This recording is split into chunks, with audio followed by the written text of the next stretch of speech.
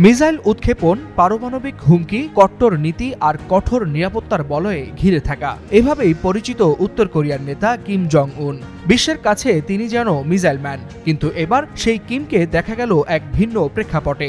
না কোনো সামরিক কুচকাওয়াজ, না কোনো গোপন ক্ষেপণাস্ত্র ঘাঁটি, বরং সাধারণ মানুষের ফসলি মাঠে। সম্প্রতি সোশ্যাল মিডিয়ায় ছড়িয়ে পড়া এক ভিডিওতে দেখা যায় রাস্তার পাশে ঢাল বেয়ে হাঁটু পানিতে ডুবে যাওয়া ফসলি খেতে নামছেন কিম। চারপাশ ঘিরে কড়া নিরাপত্তারক্ষী, তবুও তিনি নির্দ্বিধায় ফসল হাতে তুলে নেন। বন্যার পানিতে তলিয়ে যাওয়া ফসল অকপটে মুখে দিয়ে পরীক্ষা করেন ফসলের গুণমান। মুহূর্তেই আলোচনায় আসে দৃশ্যটি।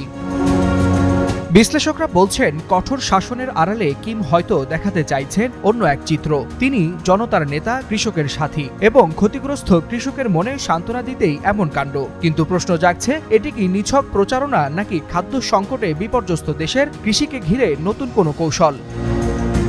বিশ্বমঞ্চে মিসাইলম্যান হিসেবে পরিচিত এই নেতা যখন ফসলের মাঠে দাঁড়িয়ে থাকেন, তখন ছবিটি হয়ে ওঠে এক ভিন্ন রাজনৈতিক প্রতীক। উত্তর কোরিয়ার কৃষকের কাদামাখা মাঠ আর কিম জং উনের শক্তিশালী ভাবমূর্তি মিলেমিশে তৈরি করছে এক নতুন রোমাঞ্চকর দৃশ্য, যা এখন ভাইরাল হয়ে ছড়িয়ে পড়ছে পুরো বিশ্বজুড়ে।